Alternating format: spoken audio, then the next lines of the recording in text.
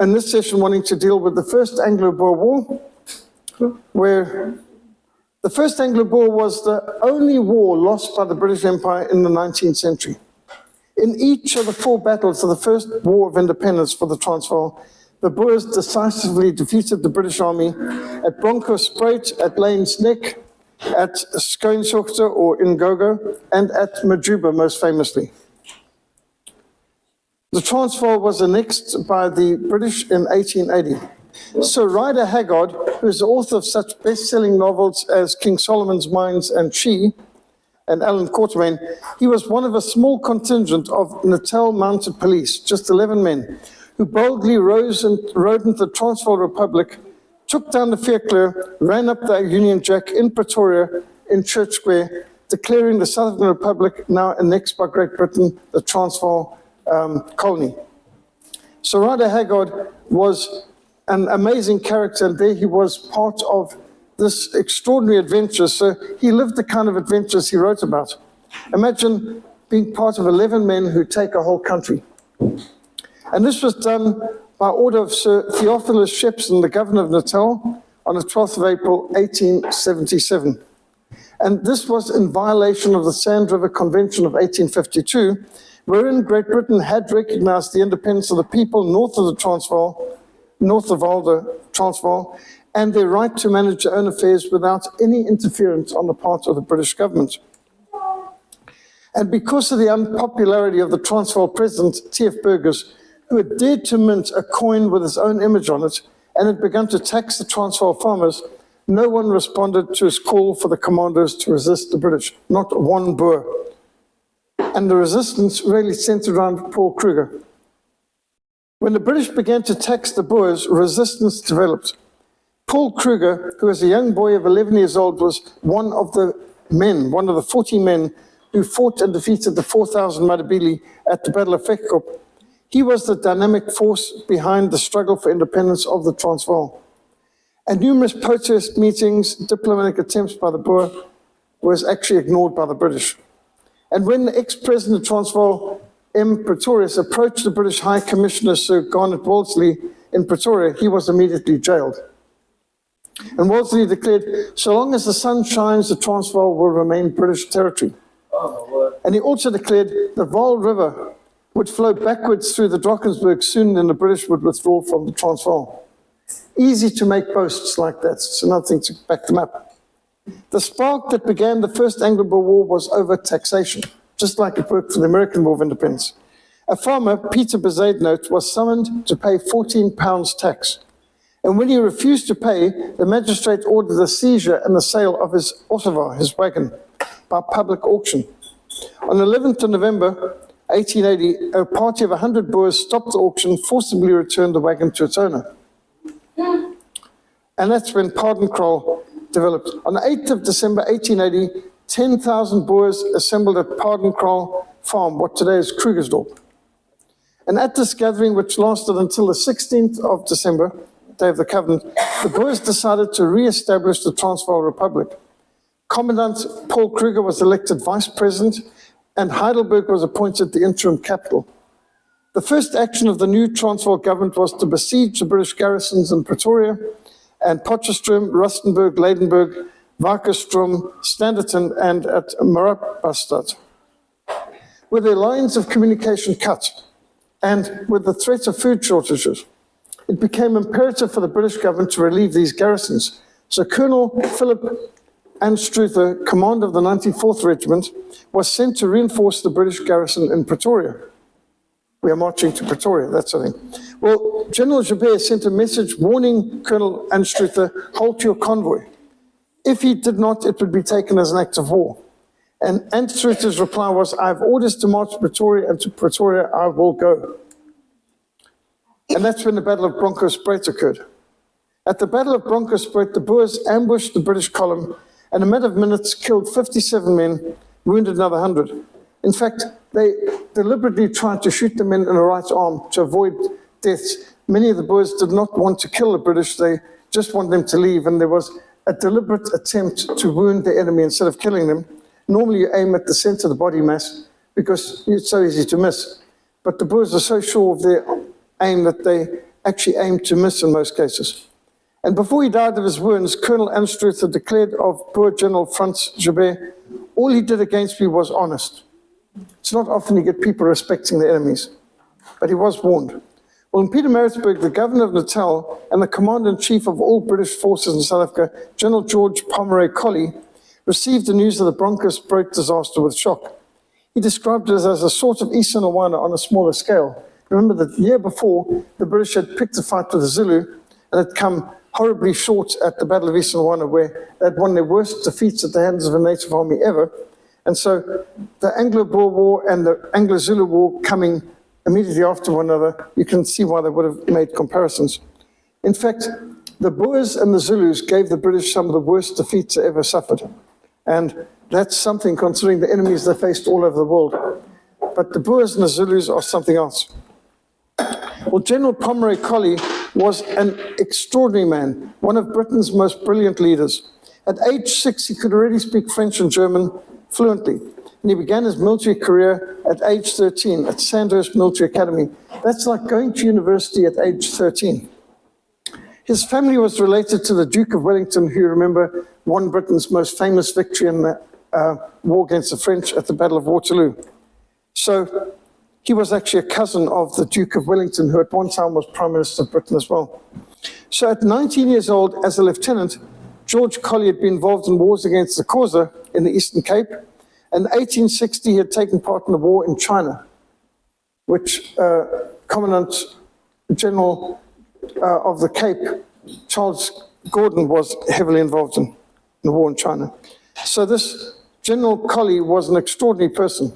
He graduated from the Staff College at Sandhurst with the highest marks yet attained to that point. He distinguished himself during the Ashanti War in West Africa, what today is Ghana, and also in campaigns in India and Afghanistan. So he would have known Henry Morton Stanley, for example. So Evelyn Wood described General Colley as the best instructed soldier I've ever met. One London magazine described Colley as a pillar of the empire. And so Garnet Wolseley described him as the most loyal, warm-hearted of comrades, the most lovable of true men. He's an extraordinary, exemplary British general. At the Battle of Lane's Neck, which is basically between Orange Free State and the Transvaal and the Cape, on the 26th of January 1881, General Colley marched a force of 1,200 men to Mount Prospect, and on the 28th of January 1881, General Colley initiated the British attack on the Boer positions at Lane's Neck. With 180 cavalry, 870 infantry, 6 cannon, and a naval attachment with rocket tubes, they bombarded the Boer position at Lane's Neck, which is basically the way into the Transvaal. For 20 minutes, bombarded them before storming the hill. The British attack was repulsed by the Boers with fierce fusillade, and within minutes, nearly all the officers, including Colonel Dean, who was leading the assault, had fallen. And the British casualties were 7 officers, 76 men dead, another 111 wounded. On the Boer side, 14 men had been killed, 27 wounded. And General Colley requested a truce with General Joubert so they could care for the wounded and bury the dead, and this was done. There was this chivalry where they would actually stop fighting just because of a word of honor. And that's actually quite remarkable, but you can't expect that sort of thing in wars these days. We don't have the same kind of Christians involved. Just on a aside, one of the more chivalrous things I heard about in the Second Anglo-Boer War, you've all heard of the Boy Scouts and the Girl Guides. Well, the man who found that was Major, and later he was General, Baden-Powell. Well, Baden-Powell was the British commander at Mafeking during the Second Anglo-Boer War, major siege. And it was a grandson of Oom Powell who was leading the Boer forces. So one day, the grandson of Paul Kruger came across with a white flag to speak to Major Baden-Powell, as he was then. As we don't fight on Sundays, would you mind if we joined you for church on Sundays in Mafeking? By all means, says Major Baden-Powell. So after the church service, many of the British women were inviting the Boers, would you like to stay for lunch with us? And It's dumb. sorry? It's dumb. No, it's polite. No, it's polite. It's gracious. And remember, there were Christian gentlemen on both sides. So then a British woman in Mafeking said, we're short of men. Would you like to join us for next Saturday night? We've got a ball, dancing. So the Boers trekked in on Saturday night and danced with the ladies on the British side, and there on the Saturday joined them for church, and then the church lunch, and then after lunch they played cricket on Sunday afternoon. And this happened in Mafeking. So I mean, you couldn't imagine it happening today. You'll see in the cabinet behind me here, I've got my father's helmet from the 8th Army. He was all 6 years in the Second World War in the Royal Artillery. And then my grandfather's Africa Corps cap next to it. My grandfather, on my mother's side, was Africa Corps and fought under Rommel. Well, my father would tell me that while they would fight hard, at the end of each battle in North Africa, they would be caring for the wounded on both sides. And literally there'd be like British stretcher bearers carrying a wounded German soldier off to the German side, and the Germans doing the same for the British. There was a real respect between the Africa Corps and with the 8th Army, or the Desert Rats. And on Christmas Eve, they sang Christmas carols to one another. And on Christmas Day, they came across, swapped ration packs, showed pictures of their families, and played soccer together. Now, we know that happened in the First World War. I've never read of it happening in the Second World War, but my father told me that happened in North Africa, but I've never seen it in a book yet. So they still had gentlemen, Christian gentlemen on both sides in the Second World War, but today, not possible. I mean, you're dealing often with communists, atheists, Islamic jihadists who would never do that. But just interesting to see that they could stop a battle to care for the wounded, this kind of concern. And then there was the Battle of Skoensoogte, and on the 8th of December 1881, General Colley determined to frighten the raiding Boers with a show of force near Indigo or Skoensoogte. And as the British artillery opened fire on the Boer commando, the Boers made a direct charge, sustaining an extremely accurate rifle fire from the saddle, causing the death of all the gunners. Yo, that was clever.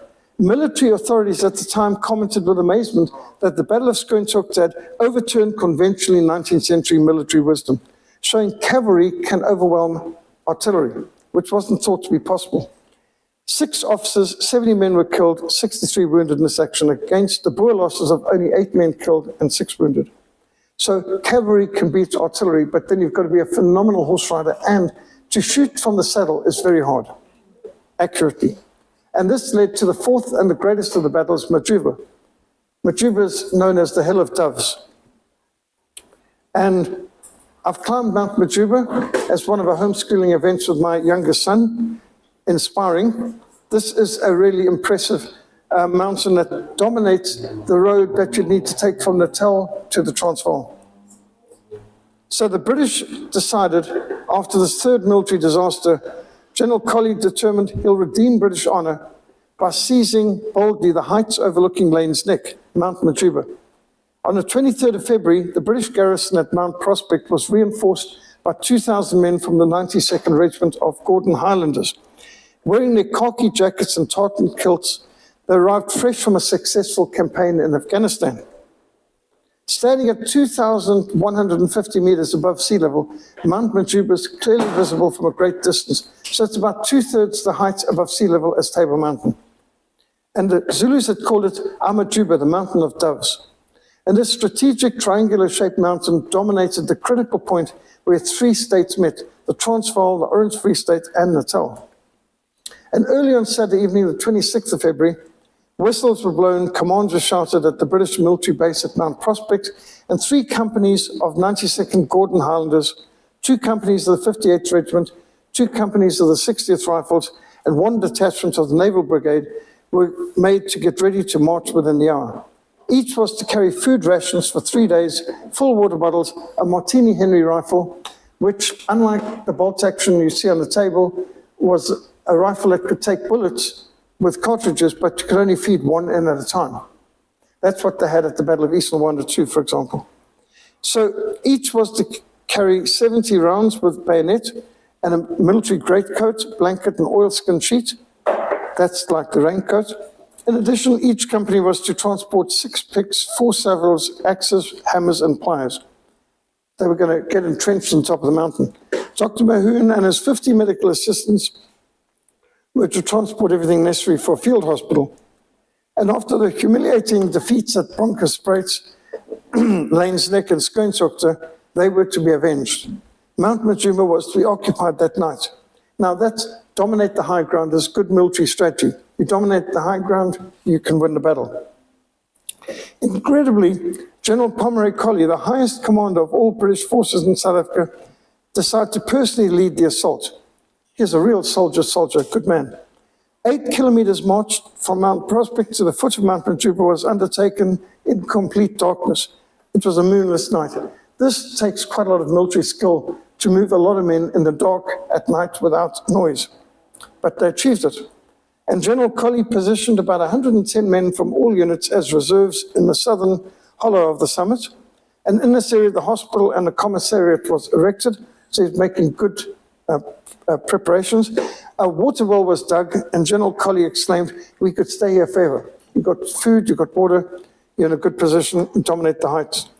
The morale amongst the British was very high and described by several as a festival or carnival atmosphere. And as the sun rose, several of the Highlanders shouted down at the Boer camp, waving their fists and shouting, "Come up here, you beggar, ha, we've got you this time." They had the high ground. So even before the sun rose, Mrs. de Jager of the Orange Free State saw the flare that the British had lit on the summit and alerted the base at Mount Prospect that they had attained their objective. So they sent a flare up, and this Free Stater saw it, and she immediately realized the British were on Mount Majuba. She mounted a horse and she galloped off to alert the Boer camp. I don't know how many women today could ride a horse very effectively, especially at night. At Lane's Neck, Mrs. Hendrita Joubert, the wife of the Commandant General of the Transvaal, noticed the British on the mountain and alerted her husband. And General Piet Joubert galloped off to inform his generals, Nicholas Smith and Frans Joubert, "There are Englishmen now on the mountain. You must bring them down." That's not much of a military order, but still. And this led to the assault. Now, General Smith took responsibility, dividing his 150 men into 3 sections, each to scale the mountain from a different direction. Another commander of 50 men were positioned halfway up the plateau to cover the assault with a barrage of rifle fire, keep their heads down. The Boers made use of dead ground and crossfires, and the 3 storming parties methodically moved upwards, making use of the cover of the rocks and the concealment of the shrubs with skill.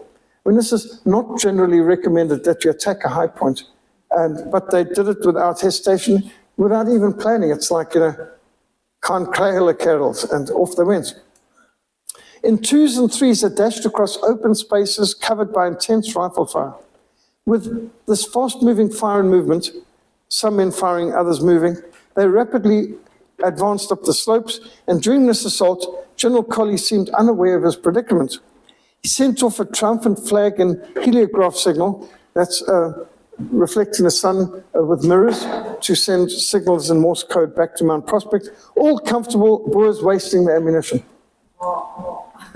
At about 10:30, General Colley and his officers were strolling across the southwestern corner of Majuba, consulting with Commander Romilly from HMS Boadicea. As a bullet flew across them, they saw a Boer almost a kilometer away. "I wonder what distance that is," asked Colley. Stuart, looking through his binoculars, estimated the man at about 900 yards. At that moment, the Boer fired again, and Commander Romilly was killed. With the second in command lying dead at his feet, General Colley should have realized the dramatic reversal in fortunes. Field Coronet Stephanus Roux led his men to assault the hill where the Gordon Highlanders under Lieutenant Ian Hamilton was positioned. And this is the same Ian Hamilton who later as a general would lead the Allied forces in the disastrous Battle of Gallipoli during the First World War in the Dardanelles, one of Churchill's follies where he thought that he could get his ships to attack forts, which is against the naval doctrine of Lord Nelson. Ships do not attack forts. Forts have stronger walls than ships have, and the cannon on a fort on the land has far greater range than any cannon on a ship. So to send your ships to fight forts is stupid. And that's what Churchill did in the First World War. He sent in the Royal Navy. They lost all kinds of cruisers and destroyers, catastrophe. And then they used Australians and New Zealanders as cannon fodder to charge in Gallipoli, and they got wiped out. And poor Lieutenant Hamilton, who then was a general, was leading this. But that's from another story. The Highlanders and Gordon's Knoll were subjected to extremely heavy and accurate fire. which pinned them down. And on the eastern ridge near Hayes Copy, the Boers under Field Coronet Donnie Milan began pouring steady fire into the 58th Regiment. And the right flank of the British crumbled before this assault of the commander, which included Christian de Wet, who later became the world-famous Christian de Wet of the Second Anglo-Boer War. So he got his baptism fire here. On the western side of the Majuba, the men under Commandant Joachim Ferreira reached the southern slope of MacDonald's Kopje, and on the whole 1.25 kilometer perimeter, the British soldiers were being pinned down by the accurate fire of the Boers. Although they had the advantage of height and they could be getting entrenched on the top, somehow they were being overwhelmed by the more mobile warfare of the Boers. Lieutenant Ian Hamilton recognized the imminent danger. He ran through enemy fire to alert General Colley to the threat. And he found General Colley sleeping. And in response to his request for advice, Colley responded, "Just hold the place 3 days." Obviously oblivious to the situation. On Gordon's Knoll, Hamilton orders men to stand up, bend over the ridge, and shoot at the assailants. And as they did so, a deadly fusillade hit 28 of the 30 Highlanders. Like the moment they showed their heads over the parapet, they got themselves shot. And Carter, the reporter, wrote, "It was just such a fire as had never been heard as yet." And at this point, the Boers stormed up from the ledge, took possession of the hill. From Gordon's Knoll, they could dominate the whole northern part of the summit of Mount Majuba. And you can see the whole situation here, how disastrous it was. The British were completely outnumbered and outmaneuvered. They were overwhelmed. For the second time, Hamilton ran across the summit, dodging enemy fire, to alert the general to the situation. And Colley replied, "We will wait until the Boers advance on us, then we'll give them a volley and charge." It's the old British idea of you give them one volley, because you've only got one round in your chamber, and then you charge and use the bayonet. So give them a volley and then charge with the bayonet. At this point, MacDonald's Kopje was occupied by the Boers, and Colley called up his reserves, many of whom had been sleeping. Only soldiers can sleep that solidly with so much noise going on. And Milan and his commandos came up over the ridge, and the reserves began to give way. And General Colley was described as cool as on a parade, as he attempted to steady his men. Ian Hamilton remembered him holding his revolver over his head and shouting, "Steady, hold by the ridge." And then his men began to break and flee. His last words were, "Oh, my men, do not run." And he was then shot through the head.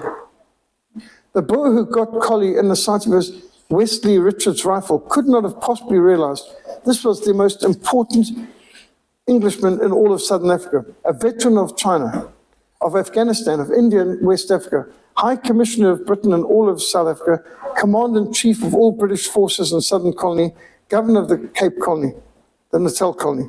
He was only the third British general to be killed in action since the Battle of Waterloo in 1815. A brave man. I mean, he's leading his men in a night action, but utterly oblivious to the danger. And they were overwhelmed, and at this point the men ran. It was disastrous, catastrophic. Thomas Carter was a reporter of the Times, and he provided this eyewitness report. "I saw His Excellency standing within 10 paces, directing some men to extend to the right. It was the last time I saw him alive. A sudden piercing cry of terror, which will long ring in my ears, rose from the line of infantry. Parties of men were moving rapidly in twos and threes towards our only line of retreat in direction of Mount Prospect. 5, 6, 7, 8 men broke from the ranks in front of us and fled. The rest wavered, and before Cameron and myself could rise to our feet, the whole lot went wildly rushing over us, jumping over the bodies of the wounded. A terrible volley from the stone ridge we had just left let us know that the Boers were already there. It told horribly on the fugitives, for I saw several in front and to the right and left of me stopped in their flight. And after delivering this first volley, the Boers kept up a terrible fire. And every moment their number increased as they swarmed up the hill. Our poor fellows dropped by the score." What became known as MacDonald's Kopje, Lieutenant Hector MacDonald and 19 men held the crest to the end. A vertical rock of 15 meters on the western side of the hill made it impossible to be scaled. And as they were isolated from the rest of the British force, they asked the officer, "What shall we do?" And MacDonald's firm reply was, "Just stand firm." Only once the British line had collapsed and fled did MacDonald order his men to escape as best they could. But they were the last stand the MacDonald's copy. Now, Lieutenant MacDonald was captured, and General Joubert read the inscription on his sword mentioning his bravery in the war in Afghanistan. And General Joubert walked off to the prisoners, asked for Lieutenant MacDonald, and as MacDonald saluted, Joubert offered him his hand and returned the sword to him, declaring, "A man who's won such a sword should not be separated from it." So you can see there's honor even in that situation. For the rest of his life, Hector MacDonald defended the Boers against all negative criticism, declaring, "These men are gentlemen." And that's like the best compliment the British can give. I remember my father describing the Africa Corps as honorable gentlemen. And my father defended urban Rommel in the Africa Corps all his days. Lieutenant MacDonald wrote that as soon as the fighting was over, the Boers sang psalms for over an hour and gave all glory for the victory to Almighty God. Now, interesting, he found that positive, because Winston Churchill, you know, was involved in the First Anglo-Boer War. He said in his biography, "The night I was captured by the Boers in Natal, I heard the most terrifying sound of my life. It was more terrifying than the sound of incoming artillery shells. I heard the Boers singing. They were singing psalms." And Winston Churchill, who actually was quite a pagan, said that's the most terrifying sound he ever heard in his life. Who finds the sound of singing of psalms terrifying? Only the unregenerate. I mean, no Christian would find the singing of psalms disturbing. This Lieutenant MacDonald found it encouraging to know, I've got Christian enemies, honorable people. They will not mistreat us. But Winston Churchill didn't see it that way. When the captured journalist Thomas Carter was captured, General Nicholas Smith issued him with a war correspondent permit and safe conduct to return to the military base at Mount Prospect. And again, they could just do that sort of thing. Isn't that amazing? One of the soldiers on the Boer side was James Murray, a younger brother of the famous Reverend Andrew Murray. It was James Murray who placed a large white handkerchief over the face of General Colley as he lay slain. The British losses in the Battle of Majuba were 92 killed, 134 wounded. The Boers lost 2 men killed and 4 wounded. And, you know, you think the greatest military in the world on the one side, well trained, and then a bunch of farmers on the other, and the farmers won. When Lieutenant Ian Hamilton was thanking the Boer commander for their help with the wounded, he added, "This is a bad day for us." And General Joubert responded, "What can you expect from fighting on a Sunday?" The British had gone up on Saturday night to dominate the heights on a Sunday. And, you know, if you want to pick a fight on a Sunday, we'll fight back, but we won't choose to fight on a Sunday. Lieutenant Ian Hamilton had bullet holes through his kilt and coat in several places. He'd also been hit in the wrist. It was Lieutenant Hamilton who had brought up by General Smith to identify the body of General Colley. Hamilton had stumbled and fallen down the mountain and lain exhausted, wounded, until his dog, a fox terrier Patch, found him and revived him by licking his face. Hamilton survived to live another 66 years after that, dying only in 1947 at age 94. He was the commander of the Allied force at the Battle of Gallipoli in the First World War. He was also an observer on the Russian-Japanese War of 1904 to 1905. Hamilton wrote, "Neither the Russians nor the Japanese could hold a candle to the Boers. When it came to instinctive, deadly, panther-like quickness, a good Boer would have had an enemy on the ground for each of the 10 cartridges in his magazine within some 20 seconds.